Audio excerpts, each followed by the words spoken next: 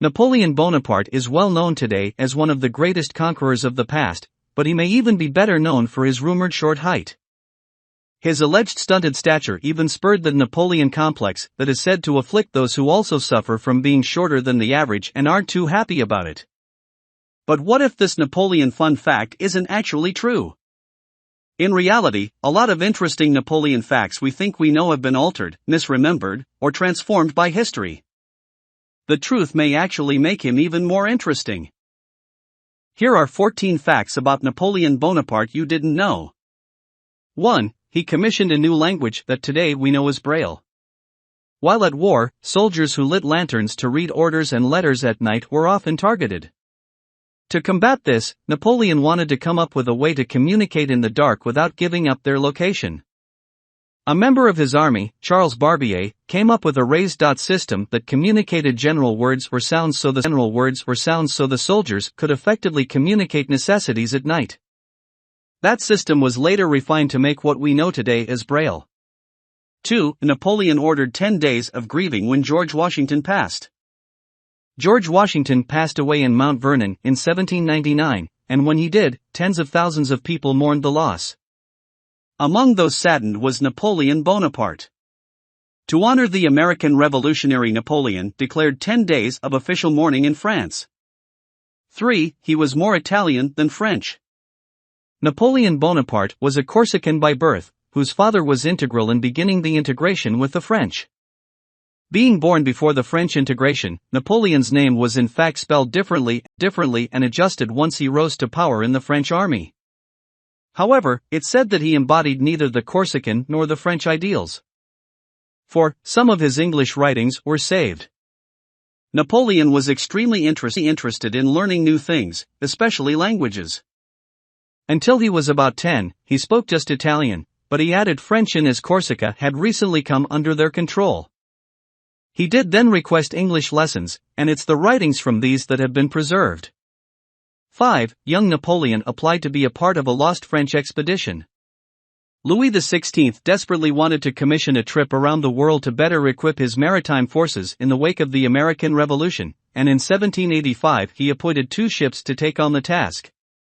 Each ship would have about 100 personnel on board, including scientists, sailors, and officers. A young Napoleon Bonaparte did indeed apply to be one of the seamen on the expedition but was turned down. The ships lost contact and went missing at some point, and all the men are believed to have perished. 6. Napoleon smelled like a cologne still sold today. Napoleon was known to keep up with his hygiene. One of his favorite methods of keeping clean was dousing himself in eau de cologne, which was his cologne of choice. It's expected he went through 60 flasks of the scent in a single month. This particular cologne can still be purchased today, but the recipe does remain secret, so it's tough to say whether that recipe has changed over time. 7. He was actually average height for the time. Pre-metric system French measurements do state that Napoleon Bonaparte stood at about 5 feet 2 inches, which would certainly enforce the theory that he was short. However, converting the measurements taken at the time compared to the metric system that is used in France now suggests that Napoleon actually stood at about 5 feet 5 inches. In the early 19th century, the average male in France stood at about 5 feet 6 inches, making Napoleon just under average height, with a difference not nearly big enough to characterize him as unusually short. 8. Napoleon made it to Moscow but had to retreat shortly after. Yes, Napoleon's Grande Armée made it all the way to Moscow. The whole way there they were faced with a retreating Russian army that burned everything in their path, so they found essentially nothing but desolation on their way. When Napoleon and his men did make it to Moscow, the city was completely evacuated and had been lit on fire by Russian patriots. Napoleon eventually had to order his troops back home to avoid starving and freezing due to the upcoming winter. 9. His defeat at Waterloo was partially due to a volcanic eruption. A volcano had erupted nearly 8,000 miles from Waterloo in Indonesia about 2 months before Napoleon's armies stormed into what would become their demise. But the volcano that erupted may have been the reason his army lost at the Battle of Waterloo. It's documented that the conditions had become wet and muddy after the explosion because it had caused an atmospheric disturbance. These conditions in the midst of battle were factors that led to the French defeat. 10. Napoleon crowned himself at his coronation. It's true that Napoleon was the one who personally placed the crown on his own head, which was not customary. Traditionally, the Pope was present at the coronations to place the crown upon the incumbent to signify their rule is God's will. By placing it on his own head, it can be inferred that Napoleon was making a statement that he alone was responsible for his coming into power.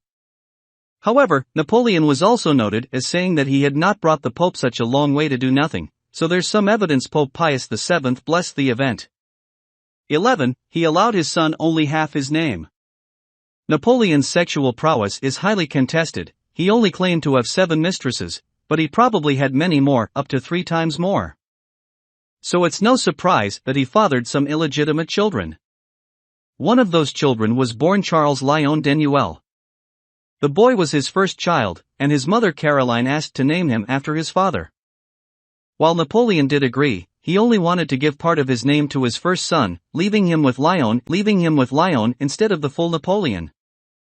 12. Napoleon was beaten at Waterloo by the same duke who stole his mistresses. His rendezvous with Napoleon's mistresses are rumors, but the Duke of Wellington was linked to both singer Giuseppina Grassini and actress Marguerite Weimer.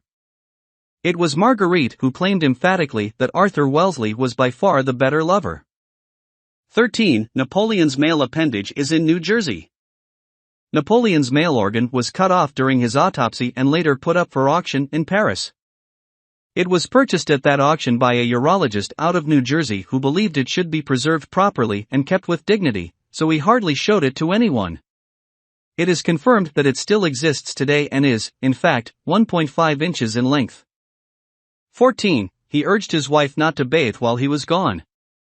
Apparently, Napoleon had a sensitive nose, and instead of insisting his wife remain extremely clean at all times, as he often maintained, there are letters that show him asking Josephine to not shower while he was away. Doing this, Napoleon was able to take in her full and natural scent when he finally came